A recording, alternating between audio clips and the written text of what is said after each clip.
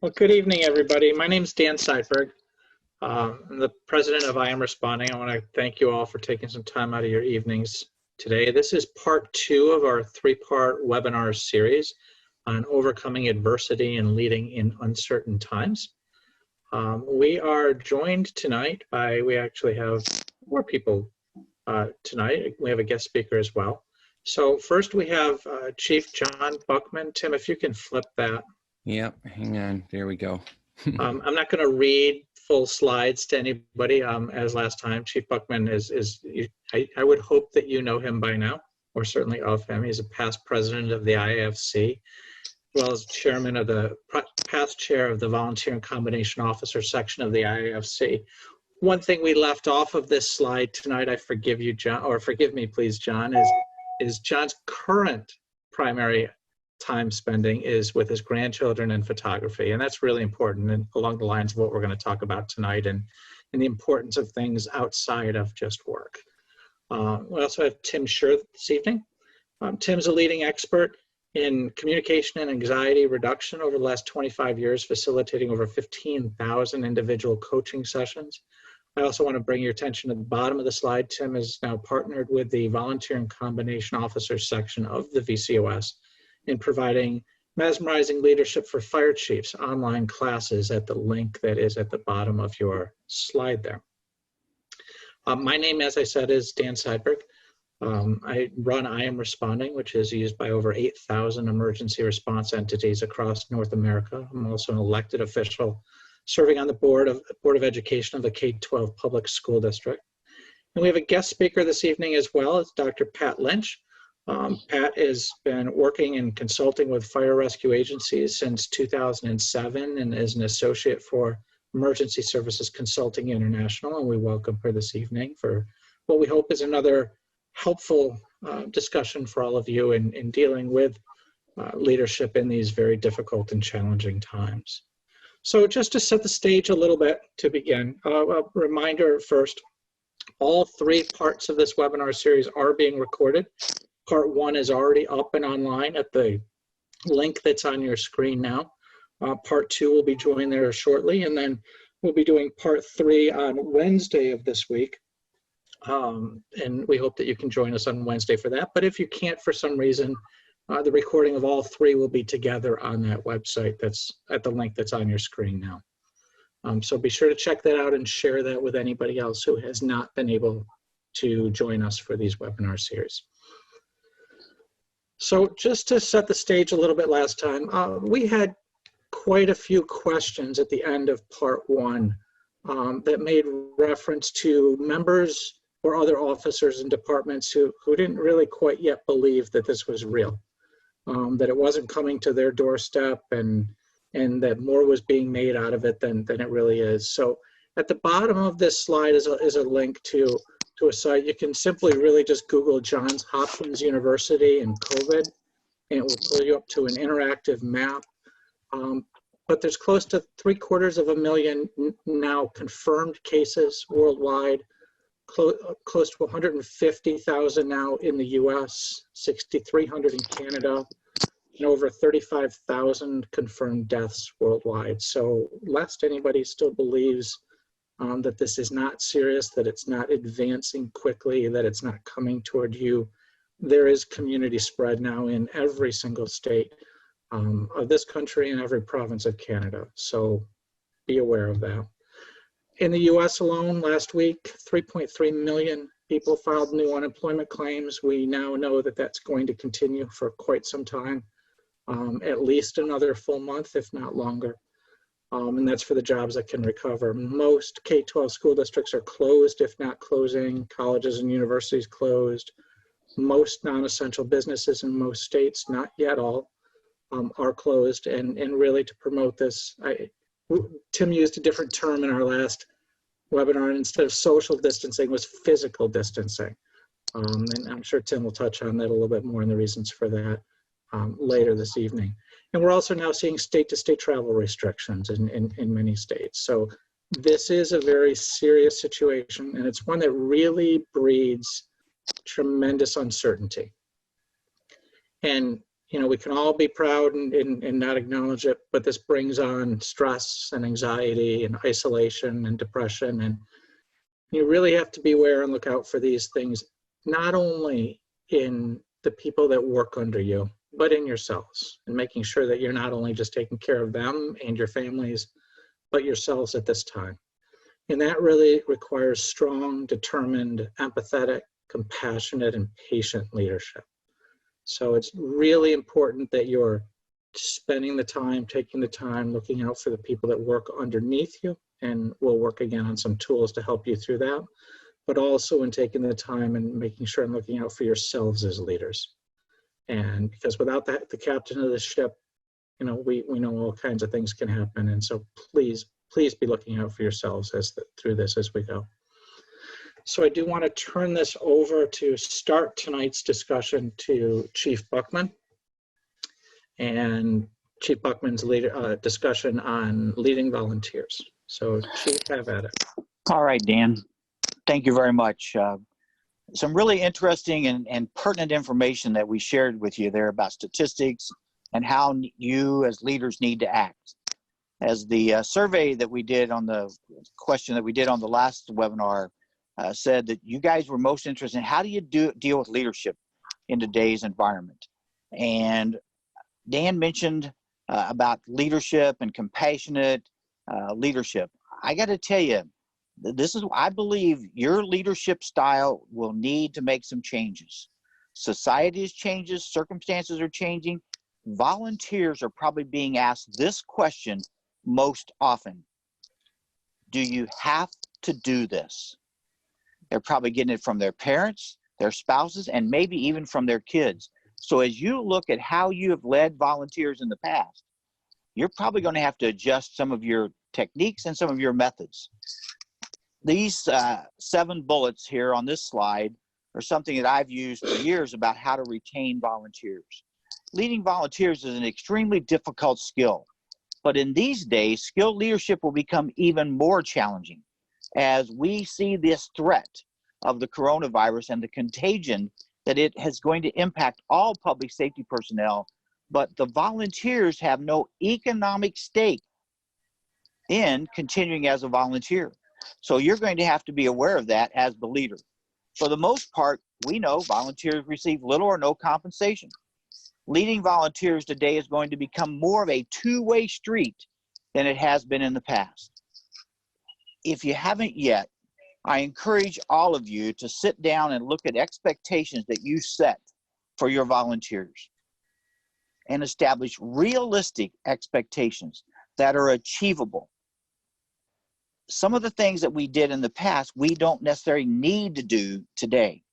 There'll be some additional things that we'll need to do, but we need to balance what we want to do, what we need to do, and what is realistic.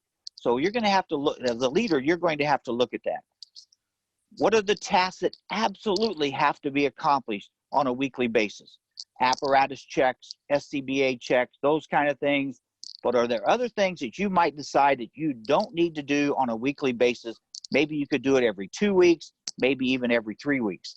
That reduces the amount of time and the amount of energy a volunteer spends at the fire station. What kind of training should be conducted? We have this social distancing issue of not having large gatherings where you have number of people gathering for training, 10, 15, or 20. Maybe we need to look at some online training. There's lots of online training out there. I'd recommend one is the Underwriter Laboratories Firefighter Safety Program. That's ulfirefightersafety.org as one of the training online opportunities that gives firefighters realistic information about how to fight a fire should one occur. In some cases, we need to increase our communications with our members. We need to answer questions. We need to give them the full answer, the truth as best we know it. All the information needs to be shared. There should be little or no secrets in this day and age about what's going on with this coronavirus contagion. What's going on with the virus in your community? Have we reached our peak? I was talking to a fire chief the other day. It said they expect their peak to be reached in their community next week. When is your peak going to be reached? Do we have current information from local, state, and national organizations? our national leadership, or even our political leaders? Do we have those people that we're listening to? Are we paying attention to them? Don't be paying attention to the media to get your information. I know I'm probably going to get in trouble for that, but we need to get information from the Centers for Disease Control, the CDC out of Atlanta. Who's monitoring that information that they're providing? Who's responsible to share that information with our membership? And how do we share that information? Text messaging, obviously I would encourage us to use IamResponding.com as one of the methods to ensure or to help us communicate with our members. Minimal drama. That's a problem in all organizations, and in volunteer fire departments especially. We need to get rid of all this drama. We need to control it. We need to confront it. When we have members who like to spread rumors and gossip about the brothers and sisters who they're supposed to be willing and ready to risk their lives with, we need to tell them in a polite way to close their mouth. If they don't have something good to say about someone, do like their mother and father taught them when they were young. Shut up. Don't say it. I really have not understood why members of the brother and sisterhood will constantly berate, belittle, and make fun of, ridicule brothers and sisters within their organization. Stop it. We have to minimize drama, because if I don't feel comfortable in my organization, now I have the coronavirus issue, it's going to be real easy for me to leave. And I may be pressured to leave from the people at home. We need competent leadership. The sad part is, if we don't have competent leadership today, you can't create it in the next 48 hours. So if you have leaders who are not competent, who yell at people, who create drama, who are not nice, don't show appreciation, those kind of things, you as the chief need to confront those people and give them realistic direction on what it is you expect them to do and what you expect them not to do. I know, when I was fire chief, I had some officers that could walk into, or they could go out into a sea that had no waves in it. As soon as they stuck their big toe in that big body of water, immediately the waves would start rolling 4 or 5 feet tall. You have officers like that as well. In this time in our society, we need to control those people and tell them what you expect them to do and how they will not create more drama within your organization and more conflict. The last 3 actions, fun, appreciation, and be nice, are all things that are interconnected or interrelated. When you show appreciation to a volunteer, make sure it's genuine and it's realistic. Don't thank people for doing something that they don't earn a thank you for. And do some fun things around the fire station. I'm not talking about big parties, but let's have some fun while we're doing our work. Work is hard. Checking trucks is important, but we can cut up, we can laugh, we can carry on, we can tell some pleasant stories, some happy stories, and have a little fun, so it's joyful for someone to come and do sometimes what we would call boring truck checks, making sure there's enough oil in the engine. And finally, as Chief Bernasini told us, be nice. He's told us to be nice to the customer, but I'm telling you, if we want our volunteers to prosper, we want our volunteers to stay, we need to be nice to them. We can expect them to do work. We can expect them to be trained. We can expect them to make runs, but we need to be nice when they do it for us. The last thing I want to tell you is maybe to reiterate a little bit about what I said at the very beginning. People, our members are vulnerable. They're very vulnerable right now. They are concerned about their long-term survivability. They're concerned about their risk. They're concerned about whether or not they will survive this. Will they be exposed? So we need to make sure that we can help them address their concerns and reduce their vulnerability so that they can lead a long and happy and well life. They're concerned about their family. If they were to contract the coronavirus, will they take it home? Will they even know they contracted until it's maybe too late and they've already taken it home? So as the leader of volunteers, we need to make sure that our people are informed, that they understand the risk, that there are limitations to the services we're going to provide today. Oh, I know that's probably not necessarily something fire chiefs want to hear, but there are limitations. We can't expect our volunteers to do the same thing that they did for all patients in the past with this coronavirus out there. I'm not sure exactly what we won't expect them to do, but there are things that I would encourage each fire chief to determine what it is he or she thinks their members are limited in doing. Obviously, we want to limit the number of people who go into a structure. Now, limiting exposure is important. But at some point in our life, our leaders are going to have to realize that society is changing. And as a result of that, our leaders are going to have to change. Leaders should never stop seeing the future possibilities and opportunities. And there are going to be them. There is going to be light at the end of this tunnel. Things will get better. And as a chief, you need to remain positive and hopeful that the actions that you take will reduce the risk to your firefighters and will save lives. Thank you very much. On to Dan. Thanks, John. And just to piggyback a couple of things that John said, John referenced the news and going to sources. You know, the CDC, Johns Hopkins website has been very, very factual. The World Health Organization, Health Canada, for our Canadian friends, these are the sources people should be turning to. Facebook, not really a news source, definitely not in this time. Let's really try to travel in facts, and to Chief Buckman's point, being very transparent with facts, transparent with what's going on is really important, but staying away from, you know, what we'll call social media news. It's not really news. Sometimes it's factual, oftentimes it's not.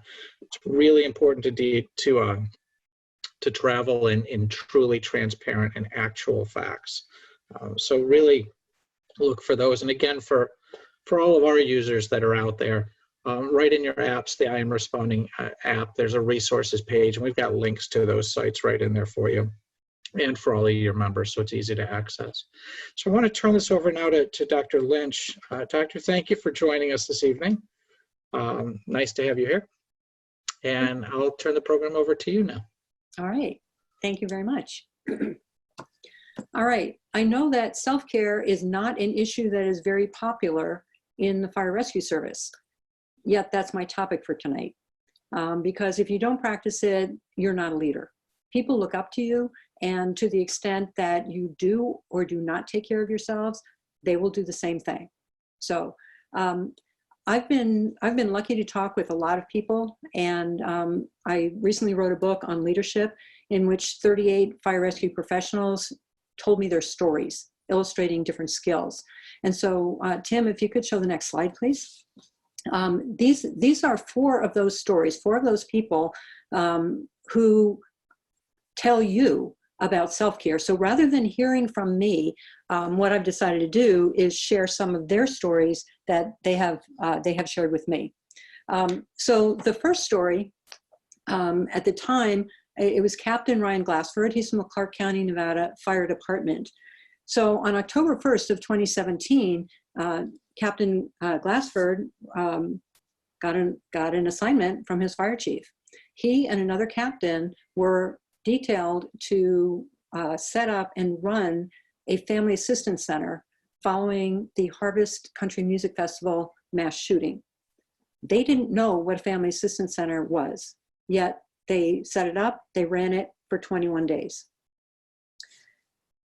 During about 2 weeks into that time, so it was a 24/7 job. He didn't go home, he stayed on site.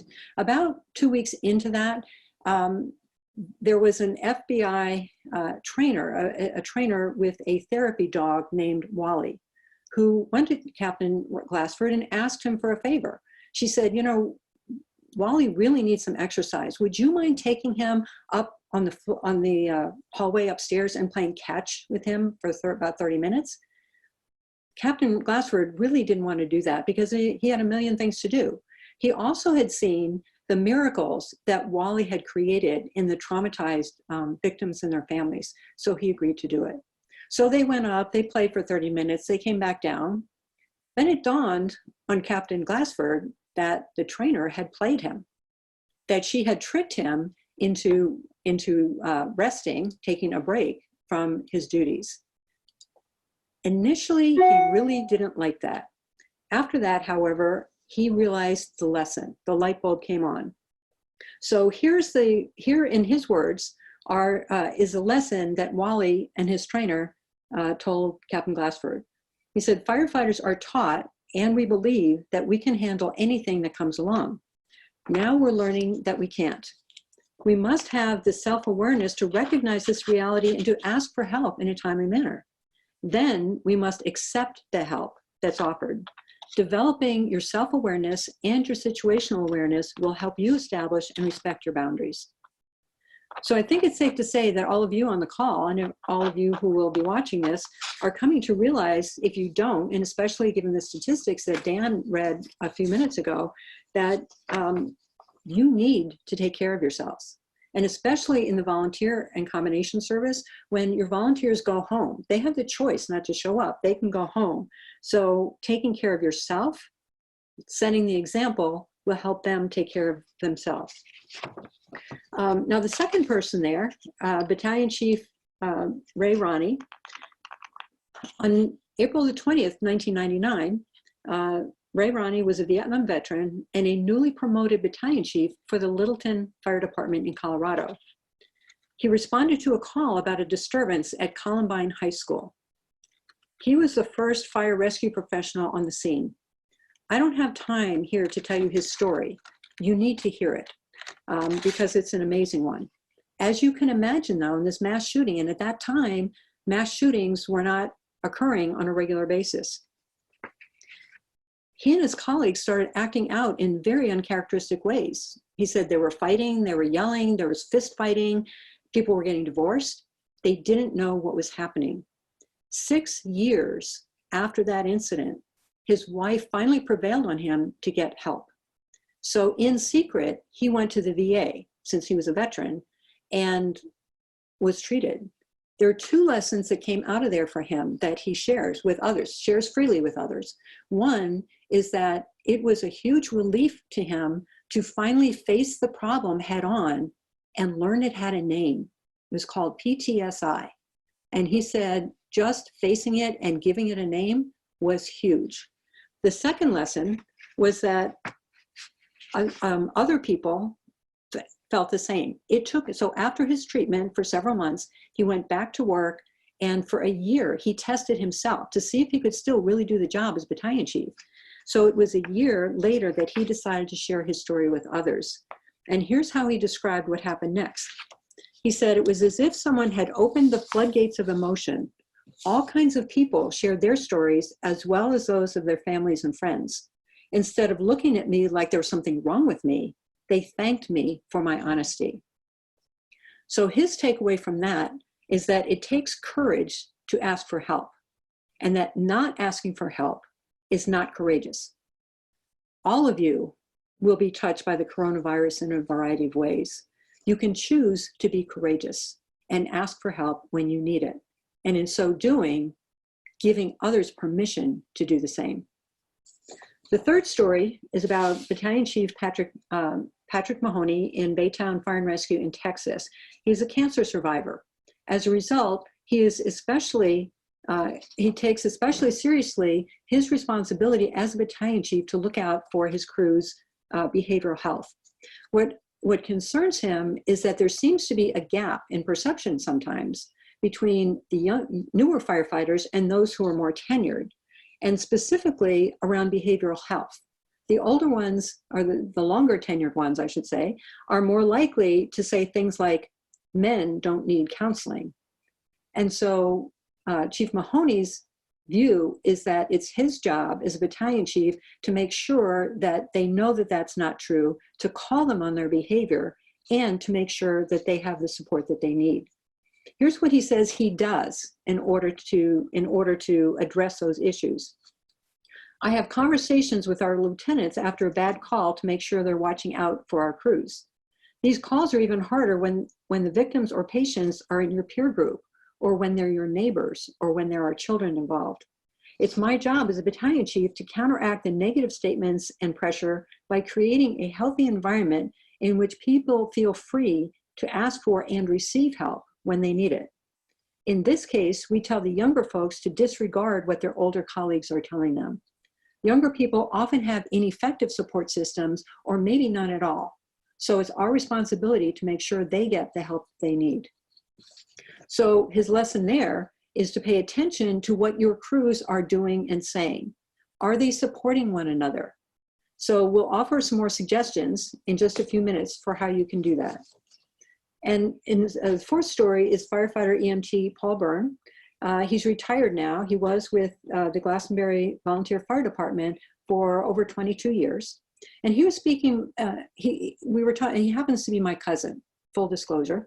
And so we were talking one day, and he said that for him, one of the biggest avoidable challenges he sees in firefighters' behavioral health is this. Many firefighters and EMTs have a tendency to take ownership of the failures, but not of the saves. When we say our mission is to save lives, then by definition, when patients die, which they sometimes do, we have failed, even when we've done everything humanly possible, or there was absolutely nothing we could have done to change that outcome. Maybe we need to redefine success and failure more realistically, instead of setting expectations for ourselves that we cannot possibly meet. So the lesson here is that you do yourselves a favor when you stop holding yourself and others accountable for expectations you cannot possibly achieve. So changing the definition of success, include factors over which you have a great deal of control, and don't take ownership of the others. Recognize and take ownership of the saves. That's equally important. We need to you need to recognize what you're doing and the value that you're providing to your communities, especially these days. So you can debrief after some of the non-saves, determine what, if anything, you could do differently the next time. Also, debrief after the saves and identify what were the things, what were the people that helped us to be successful, so you can repeat those successes. And then in the present context, for example, you could define success as engaging in self-care, and maybe failure as refusing to do so. So can we have the next slide, please, Tim? So let me go over some tips. And I'm sorry, I can't see the screen anymore, so maybe you've already done that. I lost it somewhere along there. Okay, so the first tool, number one, the tool set is to set boundaries. One way you can do that is to make appointments with yourself and keep them. Hold those times as sacred times for yourself. If someone tries to schedule an appointment during that time, just say, I'm sorry, I'm not available, and offer an alternative time. Nobody needs to know why you're not available. Now, I know this can be very difficult for many of you. And I think back to a time when I was coaching a new fire chief and suggested that he do this. And he said, okay, I'll do that. He set aside from some time. His assistant, who managed his schedule, she thought it was the best idea ever. And she did her part. Unfortunately, the chief was his own worst enemy, because he not only invited people into his office during his time, but he allowed them to come in. So make appointments, keep them, they're sacrosanct. Another tool you can use to set boundaries is to communicate and maintain your boundaries by saying no. Now, be especially mindful when you are the one asking yourself. You can say no to yourself. For those of you who have trouble saying no, or you just don't like saying the word no, try this alternative. When someone asks you to do something, say, that just doesn't work for me, and then stop talking. The idea is that you take objections off the table. And if somebody says again, well, yes, you can do this, or why don't you do this? You just repeat, that just doesn't work for me, and close your mouth. Eventually they'll go away. The next tool, number two, is to know your limitations. Now, knowing your limitations and working with them is a key leadership skill. It's a self-awareness skill. So to the extent that you can do that, you recognize and you honor your limitations, you're well on your way to demonstrating great leadership skills. One way you can do this, so one of the reasons I really love working with fire rescue professionals is that your question never is, can we do X? Your question always is, can we do X? What I really don't like, though, is the fact that sometimes that you refuse to acknowledge that sometimes the answer is we can't do it, or we can't do it now. You need to learn to distinguish accurately between what you can do and what you can't do. If you can't do that, literally, you may be killing yourself. And I'd really like you to stop doing that, please. Another way you can know your limitations, I call this the 2 questions method, is to ask yourself these 2 questions and answer them truthfully. The first question is, what is the worst that can happen if I do X, or if I don't do X? Okay, so think of the very worst scenario. The second question, be realistic, however. Okay, your realistic worst scenario. The second question that you also have to answer truthfully is, can I live with that outcome? Most of the time, first of all, you're way off on your realism of the worst case scenario. And second of all, usually the answer is yes. So let that help you set your limitations. And a third tool you can use with yourself and also with your teams is to focus on what you can do rather than what you can't do. An exercise that I found very helpful is to draw on a whiteboard or on an easel a rectangle, like a football field or a soccer field. So a rectangular playing field. Inside that field, write down everything that you can control. On the outside, outside of the boundaries, write everything you cannot control. Then take a look at what you've written and see what you talk about. Discuss what you have learned from that. It's a very simple exercise, doesn't need to take long, and very, very powerful. Third tool is choosing your focus. There are a number of ways you can do that. I'll tell you a couple. One is choosing to maintain a positive outlook, which Chief Buckman talked about. You know, we do have choices. We do not have control over what's happening right now. We always have control over how we react to any given situation. We can choose to see the glass as half empty or as half full. We can choose to find the positive, or we can choose to look for the negative. The fact is, if we look for the positive, we will find it. And if we look for the negative, we'll find it also. So make it your choice to look for the positive and teach others to do the same. Help them to do that. Because in our culture in the US, we are taught a problem-solving model. So, and especially in the fire service, you are amazing problem solvers. If you're always looking for problems, though, you always will find them. So you need to change. As Dan talked about, as Chief Buckman talked about, you need to change your leadership and start looking for the positive. Identify aspects of your life that are going well. All right, with all the things that are not, take a few minutes every day. Sometimes the beginning of the day, sometimes the end of the day. What are those things for which you're grateful and for which you can appreciate? Engage in activities that you find personally meaningful. You know, as Dan said, Chief Buckman he spends time with his grandchildren. He's an amazing photographer. So find things that are meaningful to you and make the time to do them. Something that I found, a statement that I found maybe a year ago, has really helped me a lot. So I pass it along to you. And the statement is this: notice what matters to me instead of accepting what the world presents. That goes back to what Dan said about forget about social media. I mean, like so many other people, I was looking at the news, I was looking, you know, this one's doing this, that one's doing that, and it was making me crazy. Since I started buying into and practicing this and noticing what matters to me, my life has been so much less stressful, and I have more time, I have more energy to focus on the things that matter to me. So that's a very powerful tool. And then the last one, spending time with people who energize you.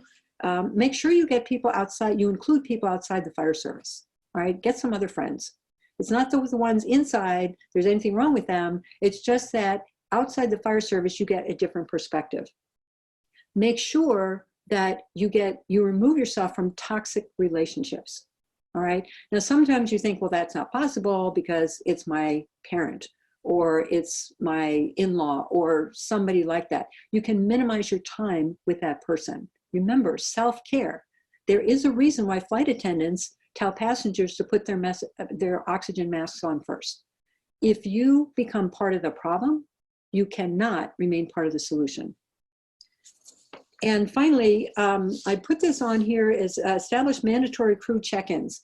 This was a suggestion I found. I don't recall where I saw it. It came from a fire department, though. And what they do in that department is twice a year, they have mandatory crew check-ins. So the crews come in, they all meet in one place, they hand out a self-assessment, and it's about behavioral health. How are you doing? How are you feeling? I haven't seen a copy of it, so I can't tell you exactly the questions. But everybody fills out the form right there. They do not reveal the answers. It's totally private.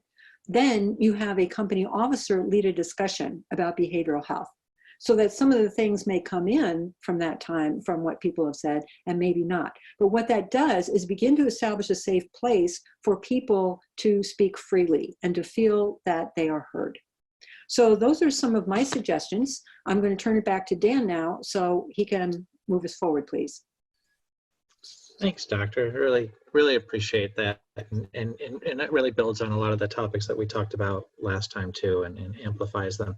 I started off with some statistics on the seriousness of this, but in the theme of knowing that there is still good in this world and there are still good outcomes in this world, the one number that I didn't put on there was, of the now 782,000 people worldwide that have been stricken with COVID-19, 165,000 have fully recovered. So, there's a differential there, but the differential mostly is people who still have it. But people are also recovering from this. And that's really, in the world, like Chief Buckman talked about go find facts.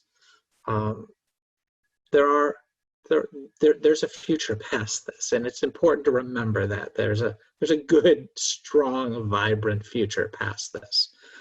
It's to be taken really seriously right now, and you got to take care of yourselves, take care of your people, but we've got a really strong, vibrant future, and it's important for you and all of your teams to never lose sight of that, because that's that hole you can go down into where you're not taking care of yourself and you're letting yourself slip into that hole.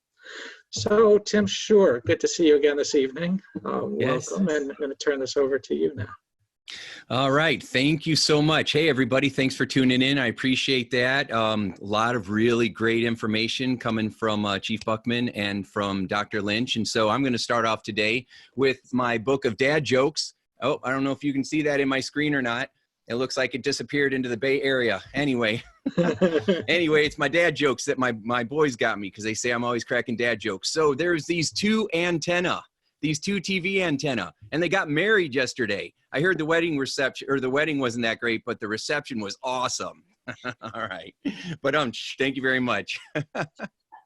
Okay, so we're talking about leadership here, and I want to talk about how mesmerizing leaders think, because that's the class that I teach all the time, and that's what I want to share with you this afternoon or this evening. So I want you to think to yourself, answer this question. Describe the characteristics of a great leader, someone who you think is an outstanding leader. Think about some of the attributes, some of the qualities that you would have in your mind of someone who you believe is a fantastic leader. Now, as you start thinking about some of these attributes, I'm wondering if you started thinking, boy, the best leader I ever thought of, this guy was amazing with a spreadsheet. Or, boy, he really knew how to drive a fire truck. That's usually not what people are saying. When people are describing great leaders, they talk about how caring this person was, how wise this person was, how trustworthy this person was. They talk about how you could believe them. If they said something, you could take it to the bank. They were honest.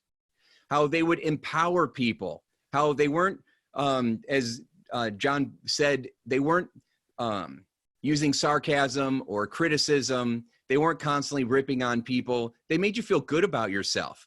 You felt like you were a foot taller when they left the room because of how they made you feel, right? These are people that are walking around complimenting others, you know, making me feel like, you know, this leader that I had, it was always made me believe in myself, always made me feel like I could do it, whatever it was. I might have to work harder. I might have to step up in some way. I might have to grow, but they always believed in me, and it allowed me to believe in myself, you know, and they're very good communicators, right? These are people that are telling you facts. These are people that aren't sugarcoating it. These are people who are telling you what's really going on. They have a consistent message. They're telling you the truth, right? But they're also saying it with compassion.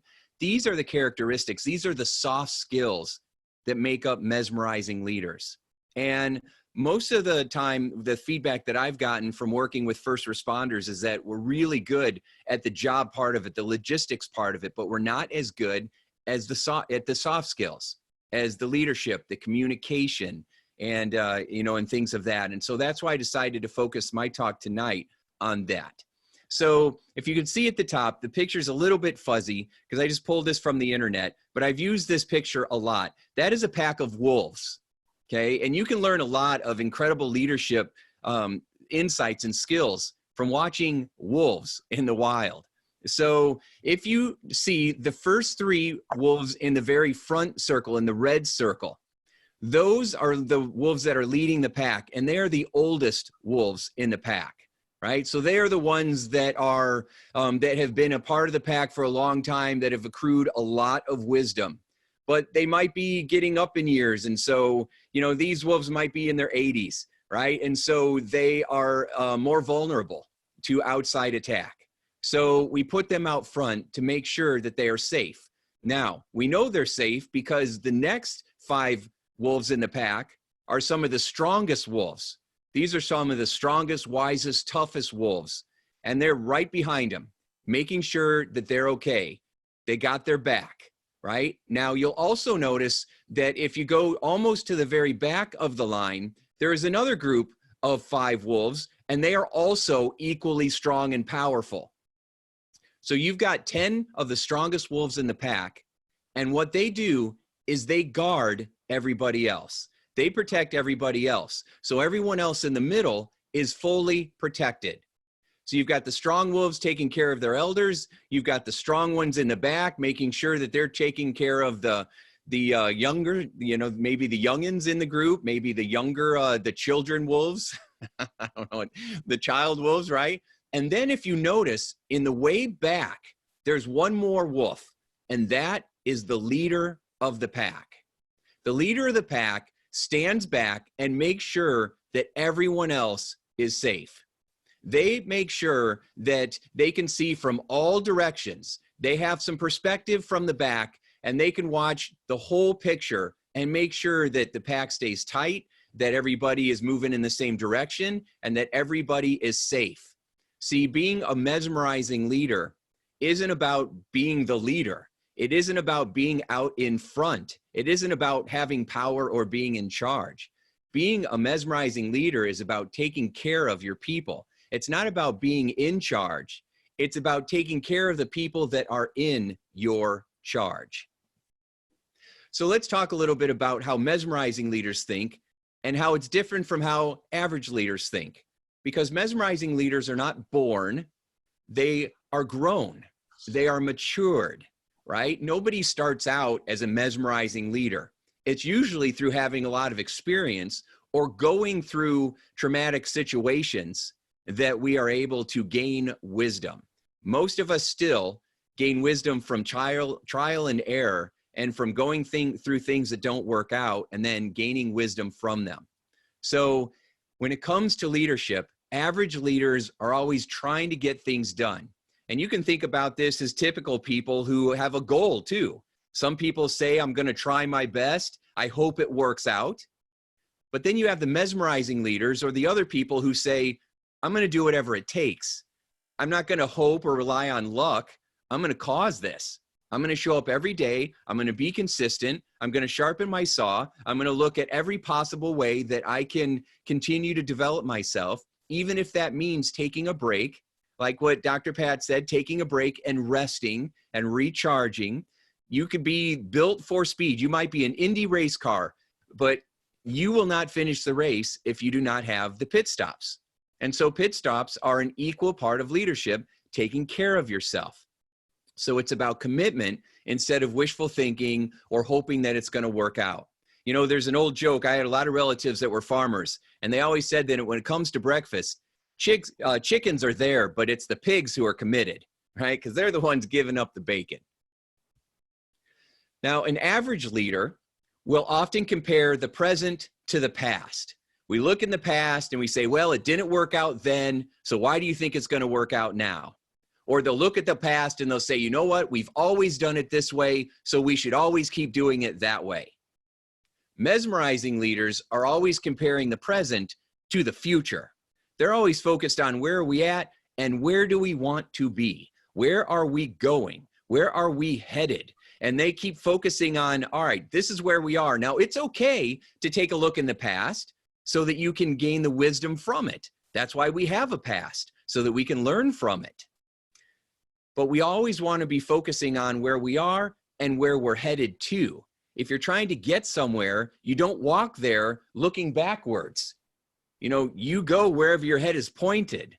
And of course, we've said this many times, but the windshield is much bigger than the rear view mirror, because where you're headed is more important than where you're going, than where you've been. Where you're headed is more important than where you've been. Where have I been? I've been in the house for 2 weeks. I'm going a little stir crazy. So average leaders, average leaders focus on how they're feeling about things, what they like, what they dislike, and that dictates their actions.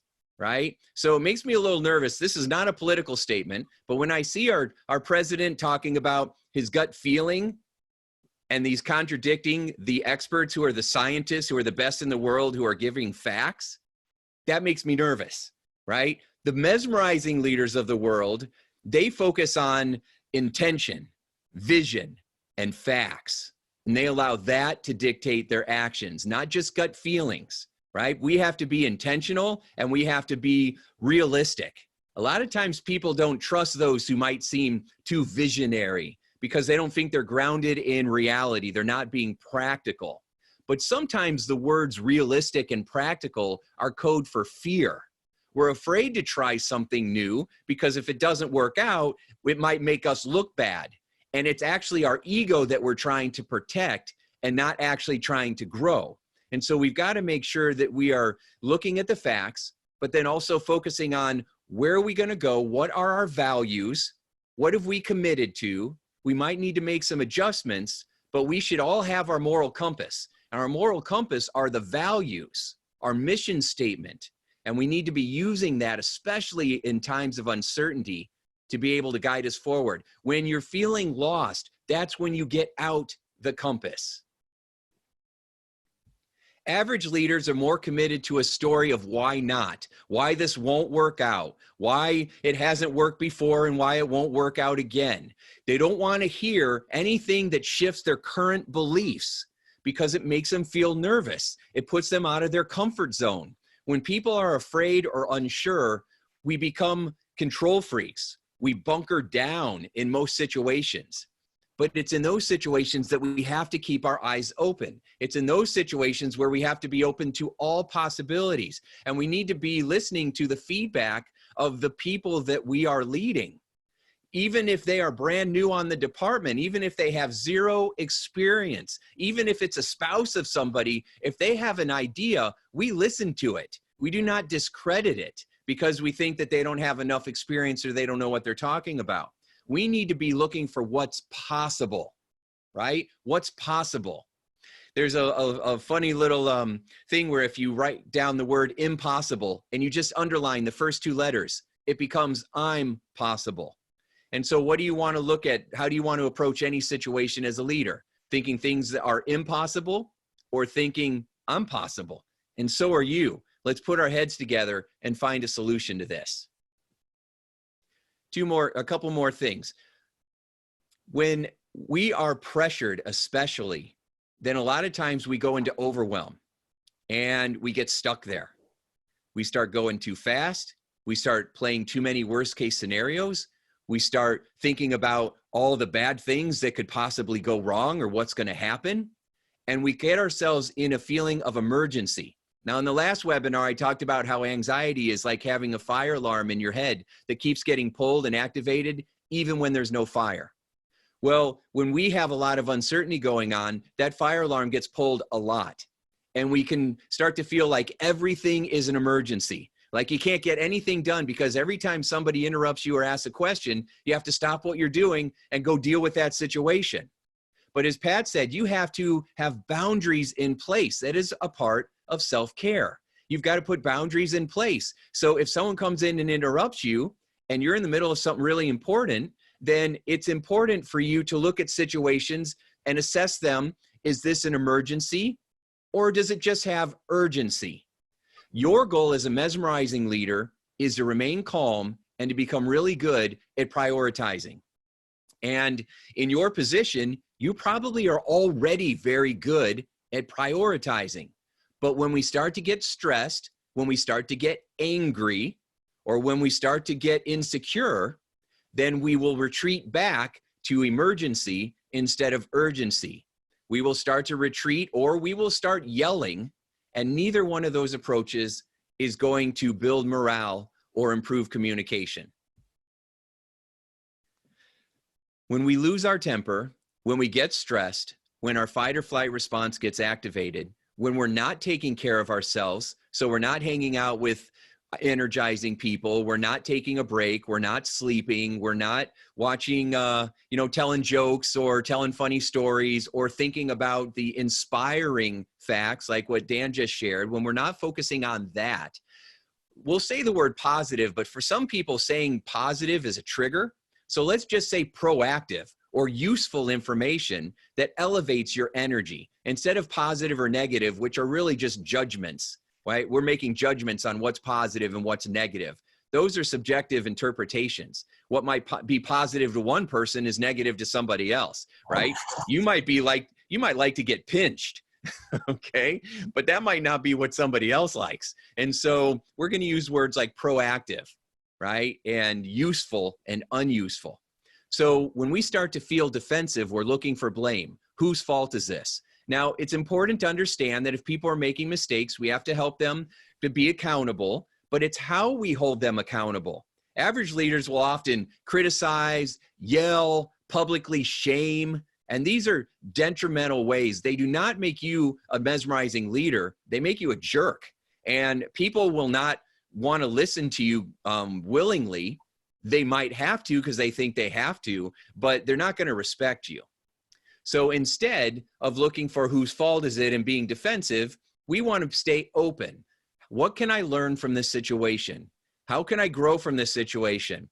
How do I want to show up in this situation? When I look back on this situation, how do I want to view myself? How will others view me? Right? You kind of jump ahead into the future and you think to yourself, if I could handle this in the best possible way, what would that look like? What would that sound like? How would I feel? And you think about it in advance. You prepare in advance, just like an athlete would prepare and prepare and prepare before it was actually game day. The same is true for us. And you're already good at that. You're already running drills for scenarios and disaster situations and fire situations and rescue situations. You're always running drills. But are you running the emotional drills? Are you taking into account how you might be feeling emotionally, how other people might be feeling emotionally? You might be tough and rugged and think that doesn't matter. And even if it doesn't matter for you, it matters for the people that you lead. And by the way, it matters for you too, because it'll influence how you show up. A lot of times we don't recognize how we show up. I had a coach that used to say all the time, you can't see the label when you're in the bottle. You can't be objective with yourself. It's hard to see how you are coming across to others, which is why it's important to get that feedback. And then finally, average leaders get caught up in fear, right? And fear is when we're focused just on the current reality and we start making up realities in the future that haven't happened, but we're scaring ourselves. We're using our brain to scare ourselves instead of prepare ourselves. We do not want to get caught up in fear, and we don't want to have to scare everybody all the time to get them to move or act.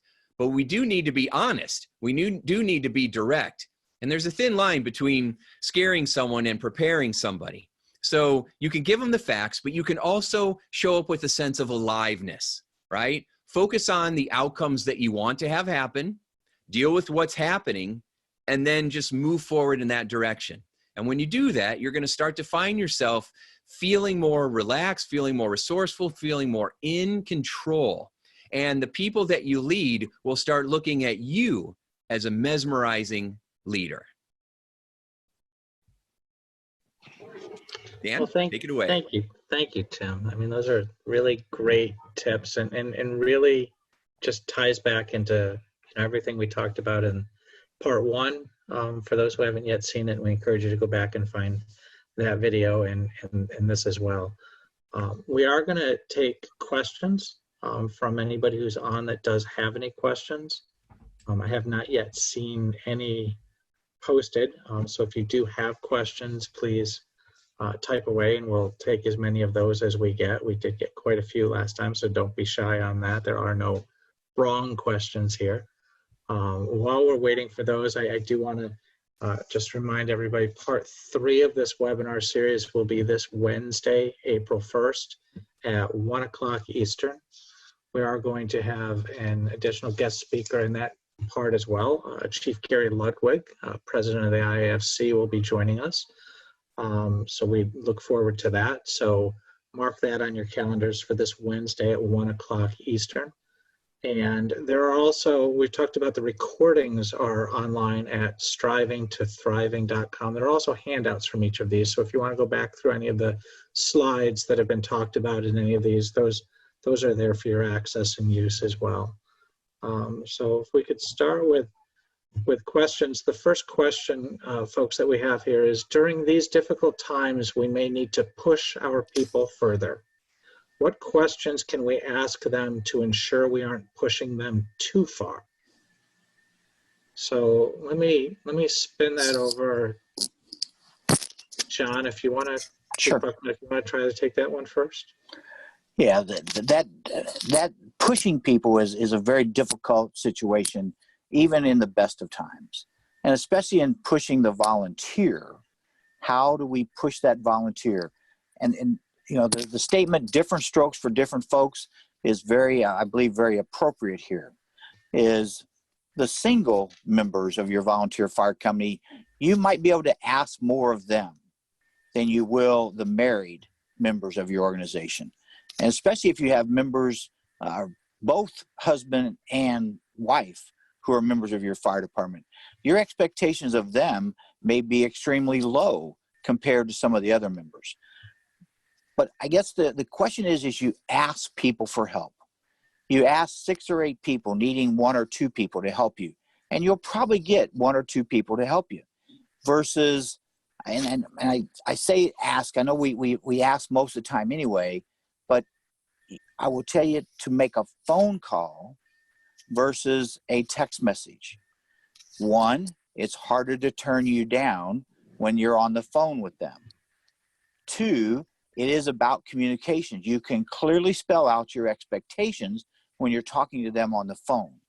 So different strokes for different folks. Make a phone call, clearly state what it is you need, give them a deadline, and then let them go do their work. Dan? Tim, Tim or Dr. Lynch, you have anything to add on that one?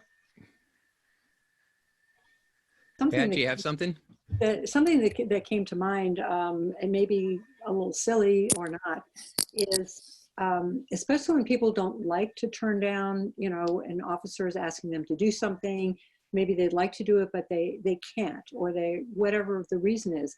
What if you had a code word? And the word, because I told the story about Wally, the therapy dog, I thought, what if you use Wally? And that would be code for no. And there would not have to be any explanations. There would be just something that's accepted. And that way you're not putting people in a position that they feel they have to explain that would make them uncomfortable. They probably feel badly enough that they can't do what you're asking. And so I don't know, it may not work, but that's just kind of what came to mind. Tim, did you have anything on that? Second. No. So I'm fielding all the questions, so go ahead. I just want to add in on that. And Spencer, thank you for that question. It really was a good question. But I do want to, and this again ties back to what we talked about last time a little bit. When your question was, what questions can you ask them to make sure you're not pushing them that far? I think that really goes back to one of the really most important qualities of a good leader, which is not listening for the sake of listening, but I'm sorry, not listening for the sake of answering, but listening for the sake of listening. And I'd really spend extra time and effort in these times in listening instead of talking, and watching instead of speaking. And really, I don't expect everybody to be an expert in reading body language, but you know your people better than anybody else. And really looking for, what are they not saying? How are they responding when you're talking to them? How are they responding when you're asking them to do things? And I think you're going to get more from watching them than necessarily you might from specifically asking them probative questions.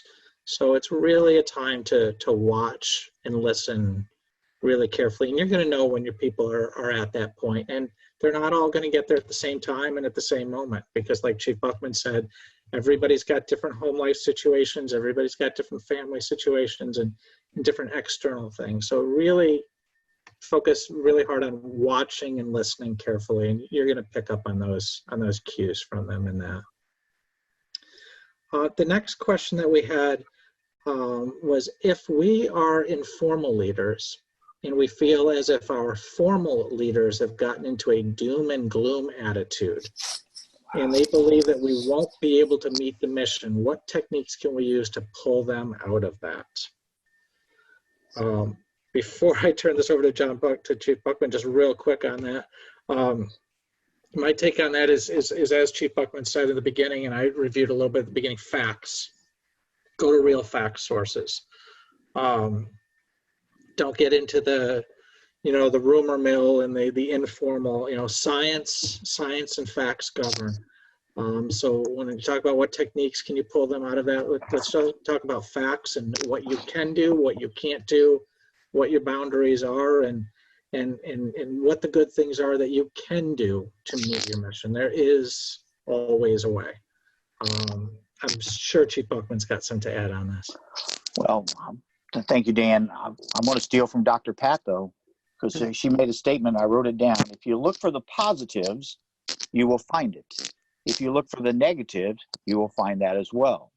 And so my point is, we talked about this in the last webinar a little bit, is that some people just see doom and gloom. And those people are extremely difficult to transition their way of thinking into positive.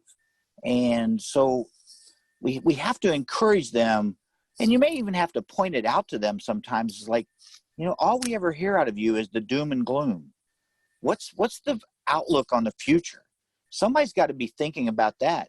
We want our leaders to inspire us to be motivated to be around for the future. And I mean around in the volunteer fire department. And so, thinking Dr. Pat mentioned about my term, she was talking about energy suckers, people who just suck the life out of you. If that's the kind of leader you have, I believe you're in trouble, because that leader is going to take the motivation, take the spirit, take the camaraderie, and drive it down in these difficult times. So it is about maybe just pointing it out to that person, seeing opportunities in which you can help turn their way of thinking around into more positive, pointing out the positive aspects of what's going on within your community. I mean, this weekend, the Newburgh, Indiana Volunteer Fire Department had a tornado come through Saturday night about 8 p.m. On Sunday night, they had a fatality for a 2-year-old child. These are volunteers. They don't get paid one penny to do their job. And they had to go out and do their job.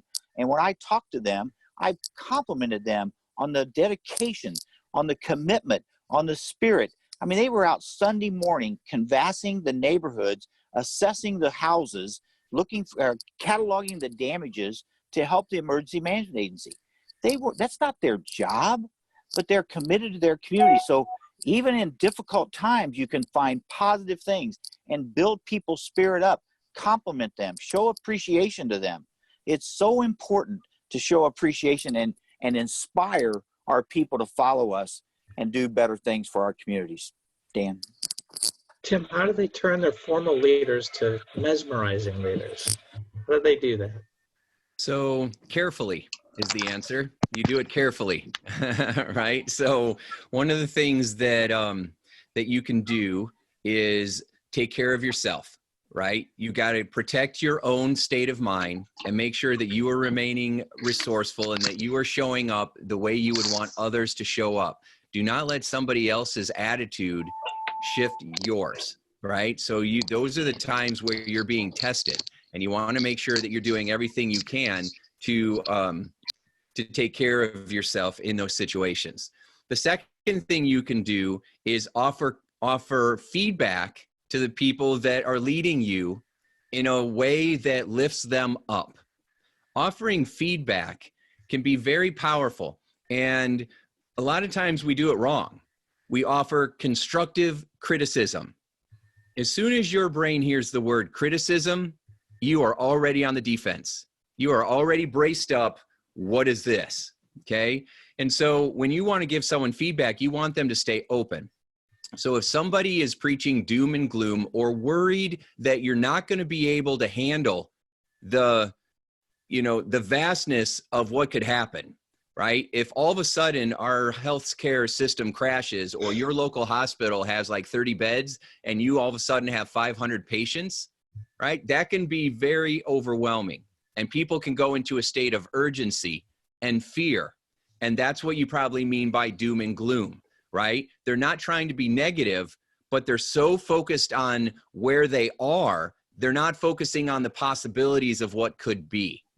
If you were going to talk to somebody that was in that situation, instead of thinking of them as negative, instead of thinking of them as trying to bring everybody down, because that's going to shift how you show up energetically, and that's going to push a button inside of them, and accidentally, unintentionally, you're actually throwing gas on the fire. So what you want to do is shift your view of this person. Instead of judging them, find a way to appreciate what they might be going through. That person might be so worried that they're going to let down everyone they're leading, their families. There's a lot of insecurity that runs deep in first responders, in humans in general. But in a lot of first responder leaders, they're so worried about letting people down, but they don't show up that way. They might show up as being tough or hard as nails, right? But it's still that insecurity that's driving it. And so what you want to do is show up with appreciation for where they're at or what they're going through. Then you give them feedback in this way.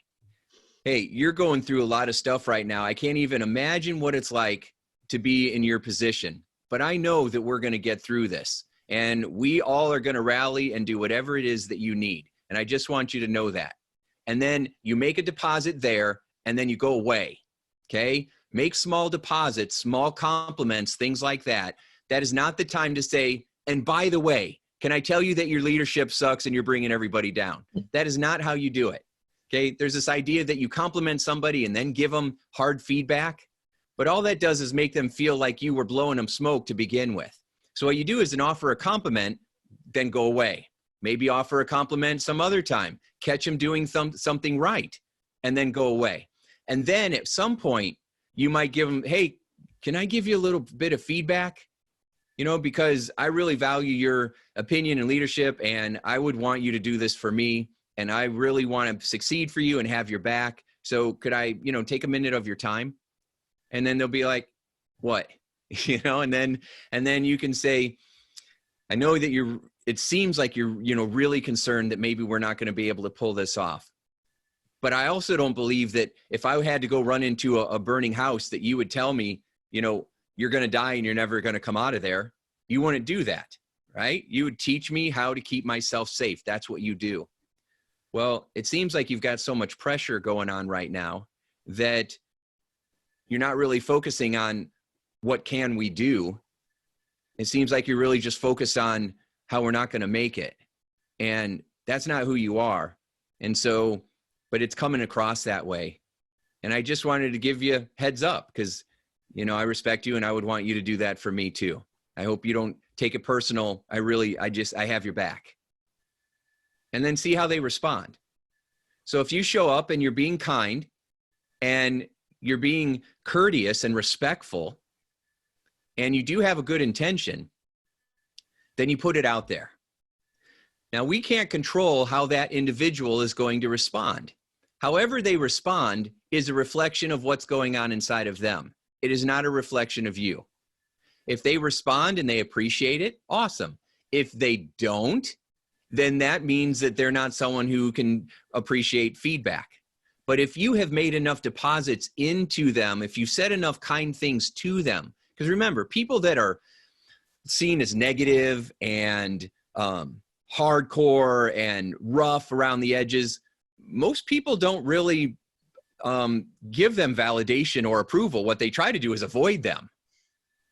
And so when you show kindness, I mean, if you throw a steak to a guard dog, you know, a bull, you know, a pit bull in a junkyard, that dog never gets love. You throw him some meat, that dog will remember you. Might bite you if you try to pet him after you throw him a steak, but if you kept throwing him steaks over a period of time, that dog would start to trust you, and then it wouldn't bite. And that's how we kind of have to address, you know, some of our leaders sometimes. We've got to have those, you know, white gloves on when we first do it. And, but if you take some of this advice and you apply it, I think you'll find that you'll get a lot better response than you might have ever suspected. Thanks, Tim. Dr. Lynch, you have anything to add on this, pulling these leaders with a doom and gloom attitude out so they can keep functioning for those under them? I do have a suggestion. And when people feel overwhelmed and they're looking, we can't do this, we can't do that, I think that perhaps reminding them about the incident command system, the ICS, might help them to focus, because I would ask them, if you go to a scene of a fire and it's beyond the resources that you have right now, do you just pack up and say, sorry, too big for us, we're going to go? No, you are trained to do what you can do right now, and that makes you look for what you can do instead of what you can't do. And so I think that can help change the mindset from saying we can't, to say, well, let's look at it as an emergency. You know, yes, we're overwhelmed. Are we going back? Are you telling us that we're packing up, going back, not even trying? And so, you know, that might be a way to help people move, kind of jolt them into a structure that they know and that they understand. And that, you know, because in that, people are not looking for, how can we fail here? They're looking for, even in, you know, I think back to the wildfires in California the last few years. I mean, those were horrific, and people had never seen anything like those before. And that made them look for, what can we do? What can we do right now? And so also there you have goals.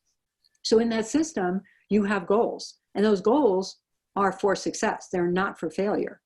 And so again, I think that's another aspect of the ICS, that people can look forward to the goals. And it's like, okay, we're here to achieve them, and we don't see a direct path. So let's see what indirect path or paths we can find to get there. Boy, I don't know about the rest, but I think that analogy to those wildfires is really apt. It's, you know, that was an overwhelming situation to many, but the leaders who knew how to lead and how to focus and find the positive paths forward for progress that could be made really are the ones that took the bull by the horn and put those to rest. So thank you. That's really a great analogy to a lot of what we're seeing today.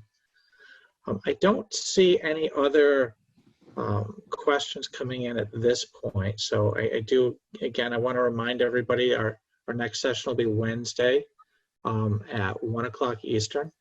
And again, we'll have a special guest speaker, Chief Gary Ludwig from the International Association of Fire Chiefs will be on with us in that. I want to thank, first and foremost, Dr. Lynch for joining us this evening, and Chief Buckman and Tim Shore again. And we really appreciate everybody spending some time this evening, and really best of luck to everybody. Take care of yourselves well and be safe, and have a great night. Tim, do you have some closing words you want to share with the folks?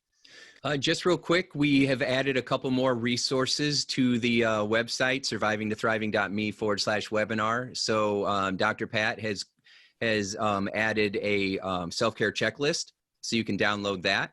And then Chief John said, recommended that maybe we add a How to Be a More Positive Thinker from Jack Canfield. It was an ebook, and so it has a lot of great resources as well for helping you to keep your mood up. So that is also available. As we keep finding other resources, we'll just keep adding them to the page, so you have a simple place where you can go and download all this stuff. So, but remember, it only works when you use it. So make sure you go download that stuff and start using it today. Great. Dr. Lynch, any final words or thoughts for this time? I would just say that even though I'm not a betting person, my money is on our fire rescue professionals to see us through here. And they are, I think, going way, way above and beyond.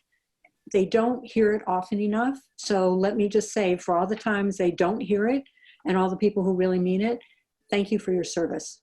I mean, there's really no adequate thanks, but thank you for your service. And last but surely not least, and Chief Buckman, if you could share a few closing thoughts for us, and then we'll close it for the evening. Well, thank you. I'll echo Dr. Lynch's comments about focus on our successes.